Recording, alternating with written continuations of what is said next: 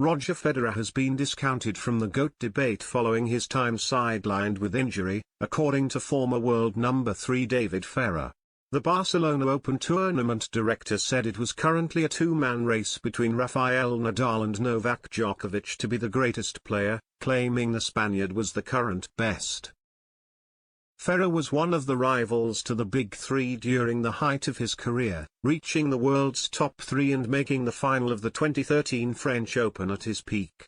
Now retired, the Spaniard is the current tournament director of the Barcelona Open, being held this week, and took the opportunity to give his verdict on the GOAT race in men's tennis. With Federer now 40 and Nadal and Djokovic in their mid-30s, the 27-time title winner commended the duo for remaining on top and still winning major titles in the later stage of their careers. The best three are rolled. However, Rafa and Djokovic still point out the inscription, "We are still here." In the most important moments, they are still the best, Federer said. Putting his support behind his countryman Nadal in the current standings of who is the greatest player, the Barcelona Open boss continued, "First, I don't want to think about when they will end their careers. I like the fact that I see this initiative to determine who is the best on the planet in this sport. And I like that Rafa is the best at the moment."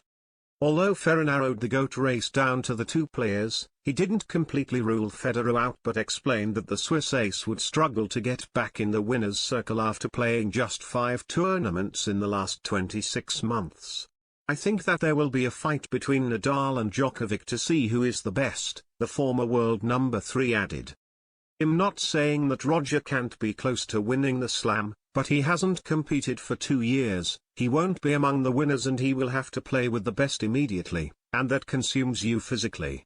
There are some positive signs for the 40-year-old though, as he has been back in the gym and sharing his recovery progress on social media over the last week.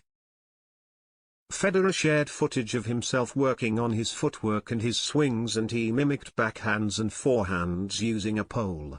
With Nadal also in the midst of a much shorter injury break after suffering a stress fracture in his rib during his Indian Wells semi-final, there is also good news from the Spaniard who returned to a practice court for the first time in 4 weeks on Monday. The world number 4 was forced to miss this week's Barcelona Open but is hoped to be back in time for the Madrid and Rome Masters, and the French Open. Meanwhile, Djokovic is continuing to get some momentum going after playing just 2 tournaments so far this year, as he is part of the field at the Serbia Open this week.